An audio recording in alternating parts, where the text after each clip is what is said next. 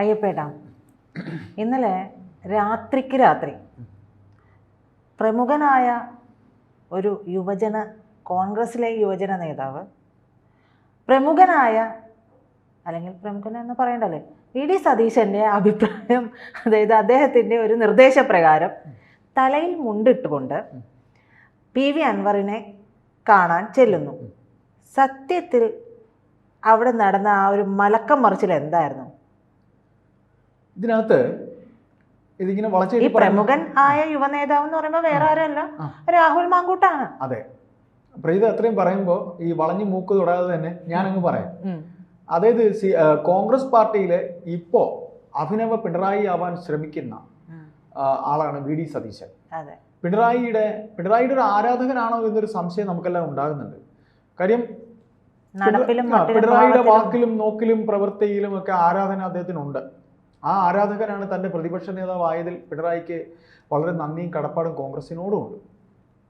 അപ്പോൾ അത്തരത്തിൽ പിണറായിയെ അനുകൂലിച്ചു കൊണ്ടുള്ള സ്റ്റാൻഡുകളാണ് അദ്ദേഹം എടുത്തുകൊണ്ടിരുന്നത്. പി.വി. അൻവർ തന്നെ എടുക്കണം എന്ന് പറഞ്ഞുകൊണ്ട് വരുമ്പോൾ, അതായത് അദ്ദേഹം വളരെ ബുദ്ധിപരമായിട്ടാണ് കളിച്ചിട്ടുള്ളത്. അൻവർ വളരെ ബുദ്ധിപരമായി കളിച്ചെന്ന് പറഞ്ഞാൽ തുടക്കം മുതൽ തന്നെ പിണറായി വിജയനെതിരെയുള്ള ശബ്ദം എന്ന് പറഞ്ഞുകൊണ്ടാണ് ഈ അൻവറിൻ്റെ ഇതെല്ലാം വരുന്നത്. അൻവർ സംസാരിക്കുന്നതെല്ലാം പിണറായി വിജയനെതിരെയുള്ള ശബ്ദം എന്ന രീതിയിലാണ്. അപ്പോൾ അത്തരത്തിൽ അൻവർ സംസാരിക്കുമ്പോഴത്തേക്ക് സപ്പോർട്ട് കൊടുക്കേണ്ടത് UDF-ൻ്റെ ആവശ്യമാണ്. അപ്പോൾ കെ മുരളീധരൻ സപ്പോർട്ട് ചെയ്തു, പിന്നെ കെ സുധാകരൻ സപ്പോർട്ട് ചെയ്തു, പഴയ നേതാക്കളെല്ലാം പറഞ്ഞു. അത് നമ്മൾ പലവട്ടം പറഞ്ഞിട്ടുണ്ട്. ഇലക്ഷനാണ്, ഒരു തെരഞ്ഞെടുപ്പാണ്. ഒരു കുറ്റിച്ചൂലിൻ്റെ വോട്ടാണെങ്കിൽ പോലും നമ്മളെ പെട്ടിയിലേക്ക് വരണം. അതാണ് ഇലക്ഷൻ്റെ ഒരു സ്ട്രാറ്റജി എന്ന് പറയുന്നത്. പിണങ്ങി നിന്നവനെ കൂടെ നിർത്തുക, കുത്തുമ്പോൾ അവൻ നമ്മളെ ചിഹ്നത്തിൽ കുത്തുക, അതായിരിക്കണം ലക്ഷ്യം. അത് CPM-നുണ്ട്. CPM അത് ആ രീതിയിൽ അവർ നീക്കിയിട്ടുണ്ട്.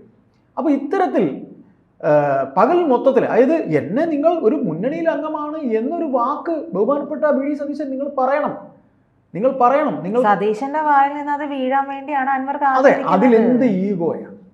പകൽ മൊത്തത്തിൽ ഈഗോ. പ്രതിപക്ഷ നേതാവ് പറയേണ്ടതല്ലേ? സ്വന്തം നെഞ്ചിന്റെ ഹുങ്ക് പറയേണ്ടതല്ലേ? ഒരു സ്വന്തം നെഞ്ചിന്റെ ഹുങ്ക്, അഹങ്കാരം കാണിക്കാനുള്ള വേദിയല്ല എന്ന് വി.ഡി. സതീശൻ മനസ്സിലാക്കണം. അതായത് ഇത്രയും നാൾ അദ്ദേഹം കെട്ടിപ്പടുത്തുകൊണ്ടുവന്ന ഒരു ഇലക്ഷൻ സ്ട്രാറ്റജി, അദ്ദേഹമാണ് പാലക്കാട് ജയിപ്പിച്ചത്, അദ്ദേഹമാണ് ബാക്കി എവിടെയൊക്കെ ഉപതെരഞ്ഞെടുപ്പെടുന്നു എറണാകുളത്ത് ജയിപ്പിച്ചത്, ഒക്കെ ശരിയാണ്. പക്ഷെ അതെല്ലാം കൊണ്ട് പൊട്ടിച്ചു. അതാണ് ഇലക്ഷൻ. ഈ ഇലക്ഷൻ എന്ന് പറയുന്ന ഒരു പ്രത്യേക രാഷ്ട്രീയമാണല്ലോ. അപ്പോൾ ഇന്നലെ രാത്രി ദൂതനെ അയച്ചിരിക്കുന്നു. സ്വന്തം ശിഷ്യൻ മിനിയേച്ചർ വി.ഡി. സതീശനാണ്. അത് മിനിയേച്ചറല്ല, അഹങ്കാരത്തിൽ ഒരു അല്പം മുൻപിലാണ്. അഹങ്കാരത്തിന് ആളുകൾ ചോദിച്ചു തുടങ്ങിയിട്ടുണ്ട്. ഒരു രാഷ്ട്രീയക്കാരന് ബുദ്ധിപരമായിട്ട് നിങ്ങൾ പൊളിറ്റിക്സ് പറഞ്ഞോളൂ, പക്ഷെ ഒരുമാതിരി ആളിനെ ആസാക്കണ മറുപടി ഒരുപാട്. ആസാക്കുന്നത് മാത്രമല്ല, രാഹുൽ മാങ്കൂട്ടത്തിന്റെ ഒരു രീതി എന്ന് പറയുന്നത് തുടക്കത്തിൽ വലിയ കുഴപ്പമില്ലാന്ന് എല്ലാവരും തോന്നി. അതുകൊണ്ട് മാധ്യമങ്ങൾ അങ്ങ് വല്ലാതെ കൊടുത്തു. പക്ഷെ പിന്നീട് രാഹുൽ മാങ്കൂട്ടത്തിന്റെ വായിൽ നിന്ന് വരുന്ന ഓരോ വാക്കും അഹങ്കാരത്തിന്റെ മേമ്പൊടിയോട് ചേർന്നിട്ട് കിട്ടി. അതറിഞ്ഞില്ലായിരുന്നു? അതും കിട്ടി. ഇപ്പൊ മുതിർന്ന രാഷ്ട്രീയ നേതാക്കൾ, അത് ഏത് രാഷ്ട്രീയത്തിലുള്ളവരുമായിക്കോട്ടെ, അവർ അതല്ലാത്ത ഒരു സമയത്ത് സംസാരിക്കുമ്പോൾ അവർക്ക് കൊടുക്കേണ്ട ഒരു മാന്യതയുണ്ട്, ബഹുമാനമുണ്ട്. അത് ഇതുവരെയും, അതിപ്പോ ഈ പറയുന്ന വി.ഡി. സതീശൻ ഉൾപ്പെടെയുള്ളവരാണെങ്കിലും പൊതുമണ്ഡലത്തിൽ എല്ലാവരെയും കാണുമ്പോൾ എല്ലാവരോടും ഒന്ന് ഇടപഴകി വരുന്ന ഒരു രീതിയുണ്ട്. പക്ഷെ ഇത് അതുപോലും അല്ലാതെ പലപ്പോഴും കടന്നാക്രമിക്കുന്ന ഒരു രീതി ഈ രാഹുൽ മാങ്കൂട്ടത്തിൽ പ്രീത പറയുമ്പോൾ എനിക്കത് പറയാതിരിക്കാൻ കഴിയില്ല. അതായത് നമ്മളിപ്പോൾ ചാനൽ ചർച്ചയ്ക്കൊക്കെ വന്നിരിക്കുന്ന ആൾക്കാരെ ഇന്നത്തെ പോലെ, ഇപ്പോൾ ഞാൻ ഉദാഹരണം പറയാം, ഇപ്പോൾ ഏത് ചാനലും ഞാൻ പറയുന്നില്ല, യങ്സ്റ്റേഴ്സ് ആയിട്ടുള്ള ഒരുപാട് പേരുണ്ട്. അവരൊക്കെ ചർച്ചയ്ക്ക് വന്നിരിക്കുന്ന ഒരു രാഷ്ട്രീയ നേതാവ്, അയാൾ എങ്ങനെ വേണോ പറയട്ടെ, അയാൾ പെട്ടെന്ന് കയറി ഒരു നേതാവായ ആളല്ല, ഇന്നലെ സൂര്യൻ ഉദിച്ച് നേരം വെളുക്കുമ്പോൾ ആയതല്ല. അപ്പോൾ ഈ കുട്ടികൾക്ക് രാഷ്ട്രീയം അറിയാം, ശരിയാണ്, അവർ വായിച്ചറിവൊക്കെ ഉണ്ട്. പക്ഷെ ചോദിക്കുന്ന ചോദ്യങ്ങൾക്കും തേടേണ്ട ഉത്തരങ്ങൾക്കും അതിനൊരു മാന്യതയുണ്ട്. ഞാൻ ഇന്ത്യ വിഷൻ പോലൊരു ചാനലിൽ വർക്ക് ചെയ്തിട്ടുള്ള ഒരാളാണ്. അപ്പോൾ ഞങ്ങളുടെ അന്നത്തെ റിപ്പോർട്ടേഴ്സും ഇന്നത്തെ റിപ്പോർട്ടേഴ്സും, ഇന്ന് മന്ത്രി വീണ ജോർജ് വരെ ഞങ്ങളുടെ പ്രസ്ഥാനത്ത് ജോലി ചെയ്യുന്ന, അപ്പോൾ നമ്മൾ ആ ഒരു മാന്യത കീപ്പ് ചെയ്യണം. ആ ഒരു ശരീരഭാഷയാണ് ഇദ്ദേഹത്തിന് വന്നത്. അവിടെ അത് പറയുമ്പോൾ നിയമസഭയിൽ പിണറായി വിജയൻ ആരോ ആയിക്കോട്ടെ, സ്വന്തം പാർട്ടിക്കാർ വിമർശിക്കും, സമൂഹം വിമർശിക്കും, പക്ഷെ സഭയിൽ ഒരിക്കലും പറയാൻ പാടില്ലാത്ത രീതിയിലൊക്കെ പറഞ്ഞിട്ടുണ്ട്. ഈ വിഷ്ണുനാഥൊക്കെ തുടക്കത്തിൽ ഇങ്ങനെയായിരുന്നു. അപ്പോൾ അതിനെ നമ്മൾ പറയുക പുത്തനച്ചി പുരപ്പുറം തൂക്കും എന്ന് പറയും. അപ്പോൾ പുത്തനച്ച് പുരപ്പുറം നോക്കും, വയസ്സ് 25ഓ 26ഓ, അതിൻ്റെ ഒരു ഇതാണ് അദ്ദേഹം കാണിക്കുന്നത്. ഏതായാലും രാഹുൽ മാങ്കൂട്ടത്തിനെ വിമർശിക്കാനല്ല നമ്മുടെ ഈ സമയം നമുക്കുള്ളത്. നമുക്ക് പറയാനുള്ളത് ഇത്രയേ ഉള്ളൂ. എന്തുകൊണ്ട് വി ഡി സതീശൻ ഇത്തരത്തിൽ ഒരു ബലംപിടുത്തം നടത്തി? വി ഡി സതീശൻ്റെ ഈ ബലംപിടുത്തം അസ്ഥാനത്തായിരുന്നു എന്നുള്ളതിൻ്റെ തെളിവാണ് പി വി അൻവർ ഇന്നലെ കരഞ്ഞുകൊണ്ടാണ് പത്രസമ്മേളനം അവസാനിപ്പിച്ചത്. വൈകുന്നേരത്ത് പത്രസമ്മേളനം അവസാനിപ്പിച്ചത് കരഞ്ഞുകൊണ്ടാണ്. എന്നെ UDF അംഗമാക്കണം എന്ന് പറഞ്ഞ് ഉടമ്പടിയായിട്ട് 2 മാസമായി. പിന്നെ എന്തിന് എന്നെ കൊണ്ട് ഇത്രയും സംസാരിപ്പിച്ചു? ഇത് ആറ് കൂടെയുള്ള വാശിയാണ് തീർക്കുന്നത്. ശരിക്കും പറഞ്ഞാൽ കെ മുരളീധരനും കുഞ്ഞാലിക്കുട്ടി മുസ്ലിം ലീഗിന് എങ്ങനെയെങ്കിലും ഭരണത്തിൽ കയറിയാൽ മതി എന്ന് പറഞ്ഞാൽ നിൽക്കുന്നത്. ഇപ്പൊ ആര്യാടൻ ഷൗക്കത്ത് എന്ന് പറയുന്ന നേതാവ് ഒരിക്കലും ആര്യാടൻ മുഹമ്മദ് ആവില്ല. ആര്യാടൻ മുഹമ്മദ് ചിലപ്പോൾ ലീഗിനെ വെല്ലുവിളിച്ച് നിന്നാലും അദ്ദേഹത്തോടുള്ള ഇഷ്ടം കൊണ്ട് മുസ്ലിങ്ങൾ അദ്ദേഹത്തിന് വോട്ട് ചെയ്യും, ലീഗുകാർ വോട്ട് ചെയ്യും. പക്ഷെ ഷൗക്കത്തിന് വോട്ട് ചെയ്യാൻ പറ്റില്ല. ഷൗക്കത്ത് തോൽക്കും എന്ന കാര്യം ഇപ്പോഴേ തന്നെ നമുക്ക് എഴുതി വെക്കാം. കാര്യം സ്ഥാനാർത്ഥി BJPക്ക് ഇന്ന് സ്ഥാനാർത്ഥി ഉണ്ടാവും.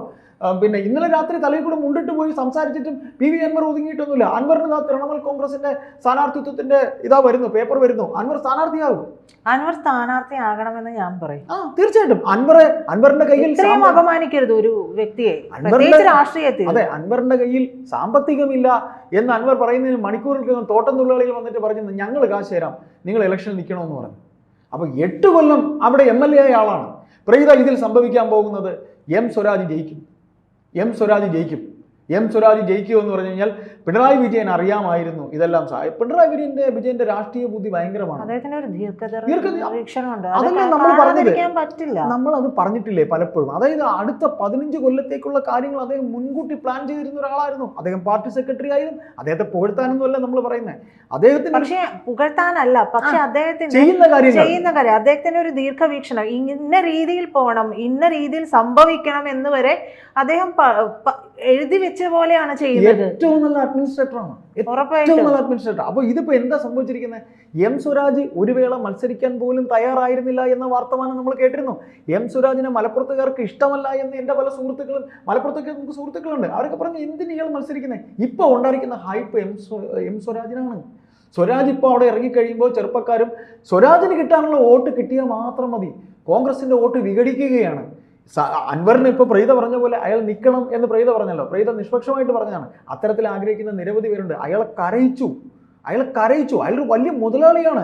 അയാൾ പറഞ്ഞു എന്റെ സാമ്പത്തികം മൊത്തം പോയി എന്ന്. ഒരു മുതലാളി എന്നതിനപ്പുറം അയാൾ ഒരു മനുഷ്യനാണ്. തീർച്ചയായിട്ടും അയാളുടെ വാവിട്ട പ്രവർത്തികളും കൈവിട്ട ചെയ്തികളും ഒക്കെ ഉണ്ടായിരുന്നു. അതൊരു പച്ചയായ മനുഷ്യനായതുകൊണ്ട് രാഷ്ട്രീയക്കാരനായെങ്കിൽ രാഷ്ട്രീയം അയാളോട് കോൺഗ്രസ് അപമാനിച്ചപ്പോ അയാൾക്ക് കൊണ്ടു. ആ കൊണ്ടതിന്റെ വേദനയാണ് തീർത്തത്.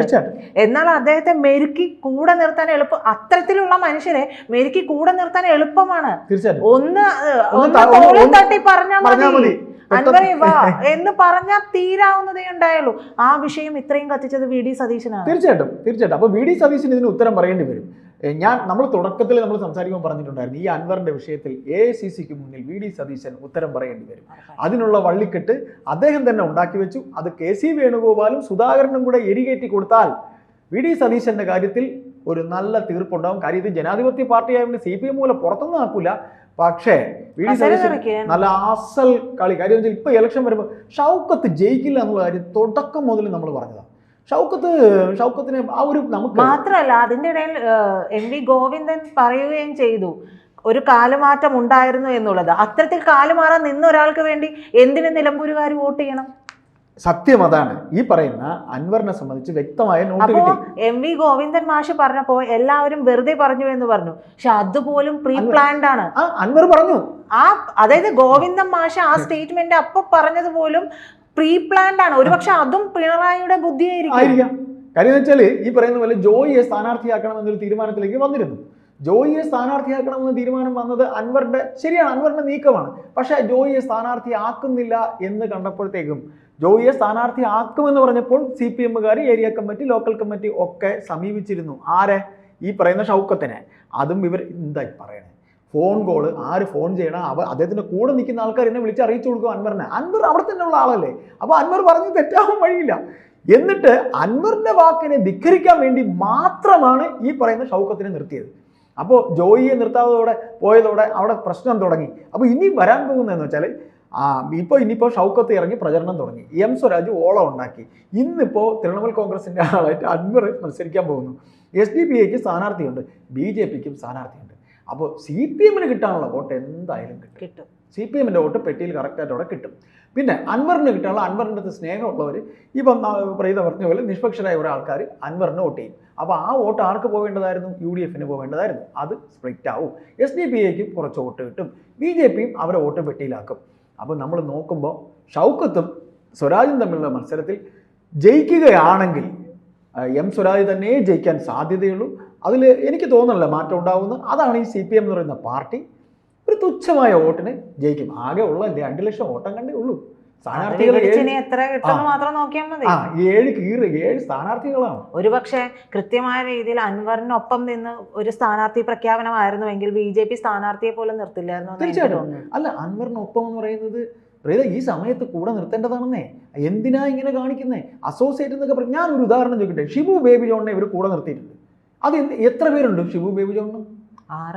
RMB എത്ര പേരുണ്ട്? അപ്പൊ ഇവർക്ക് ഇങ്ങനെ നിക്കട്ടെ എന്ന് പറഞ്ഞാൽ മതിയായിരുന്നു. അതാണ് ഒരു UDF ഒരു മുന്നണി സംവിധാനമാണ്. അതിനിപ്പോ ഉള്ളവർ പറയും കരുണാകരന്റെ കാലമല്ല. എന്റെ ചില സുഹൃത്തുക്കളൊക്കെ എന്നോട് പറയുന്നത്, ചേട്ടാ ഇത് കരുണാകരന്റെ കാലമല്ല, ആന്റണിയുടെ കാലമല്ല, ഇത് സതീശനെ പോലെയുള്ളവരുടെ ഇലക്ഷൻ സ്ട്രാറ്റജിയാണ്. സഹോദര തീരുമാനം അല്ലെ, അവരോടും നമുക്ക് പറയാനുള്ളത്, സഹോദര തീരുമാനം ഇരുമ്പൊലക്കയല്ല അല്ലെ, തീരുമാനം ഇരുമ്പൊലക്കയല്ല എന്നുള്ളതാണ് ഈ സാഹചര്യത്തിൽ നമുക്ക് പറയാനുള്ളത്.